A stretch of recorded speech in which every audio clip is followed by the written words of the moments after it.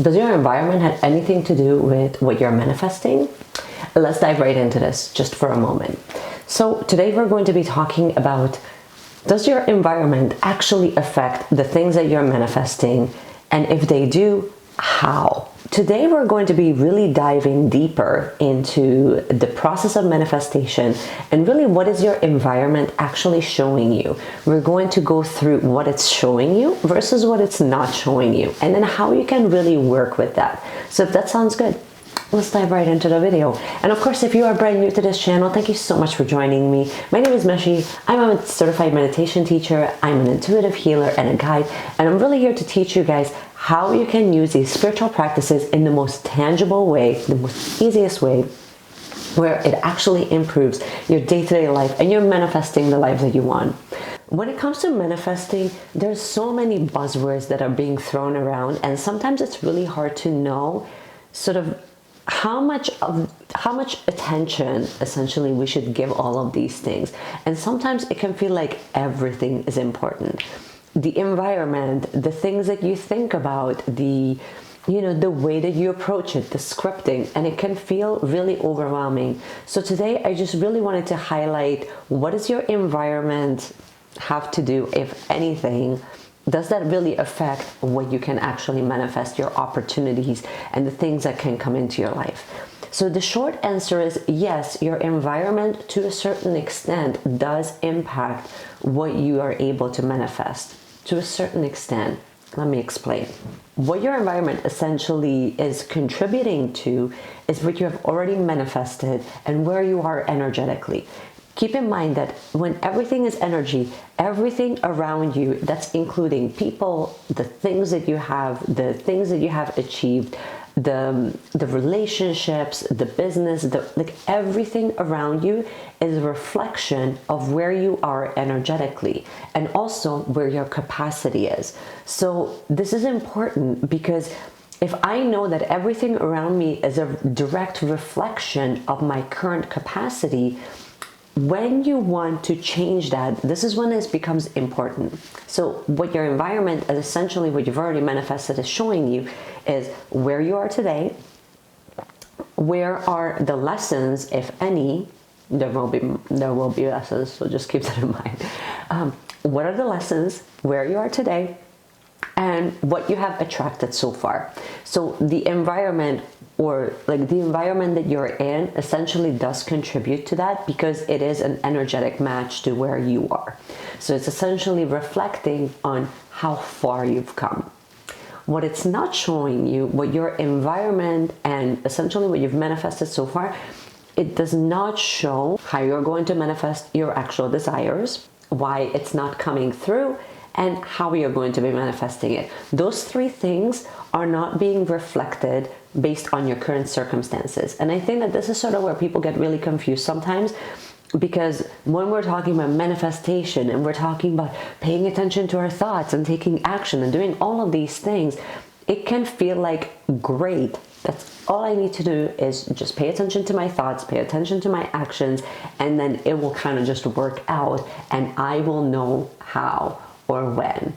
Like the moment that I think about it, the moment that it's going to manifest. And unfortunately, when it doesn't happen like that, we get really discouraged and it can feel like we're not worthy of it. And then there can be a spew of different things, the lessons or the invitation for you to really do the inner work begins. So where you are today is an equal reflection of what you have not only manifested, but what your capacity is. So think of it like, I like to think of it like the best way that you can think of energy and frequency, like a temperature, think of it like a thermostat.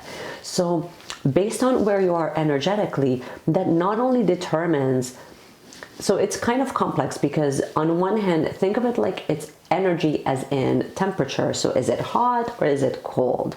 Right? Cold would be like the negative emotions, which means that it's kind of shrinking. You have to kind of think of it like, it's sort of like a cone, okay? Which means that as you're moving up and up within your frequency and you start raising your frequency, what ends up happening is you're essentially asked to also increase your capacity. Okay, so as you're increasing your capacity, imagine that you're in a room, and as you raise your vibration, you're impacting more people, and therefore the room that you're in also needs to expand.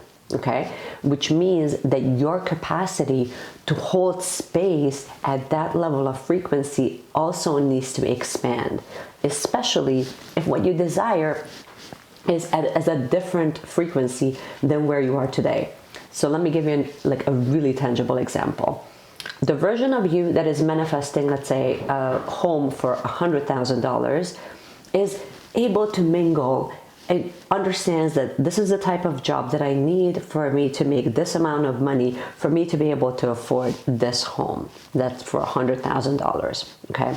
But what if you want to jump from a $100,000 home to like $1 million home, right? First of all, that's a big jump.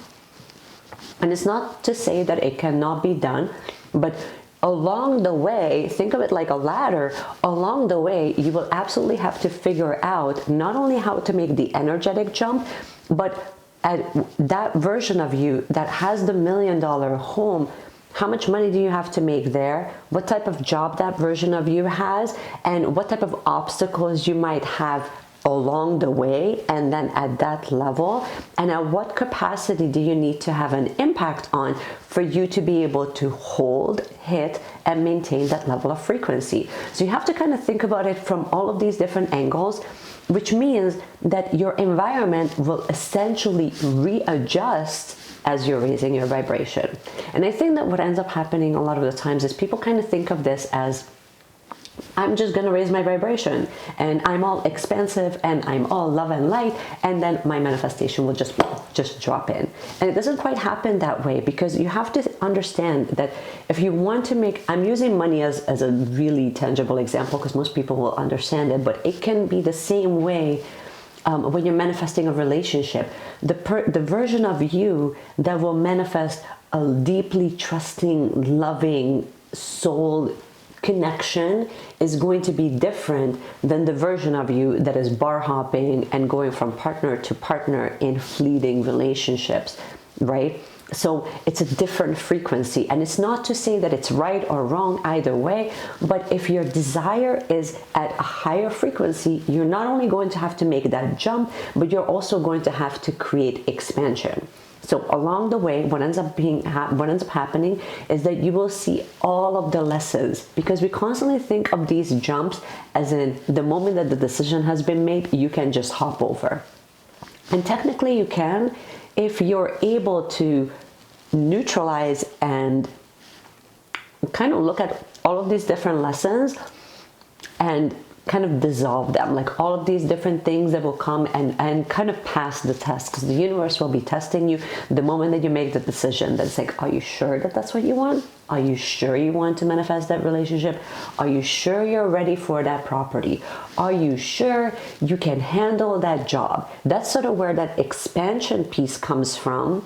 So if it feels uncomfortable, if it feels like nothing is dropping in, if it feels like, ooh, I've done all the things, when will it come?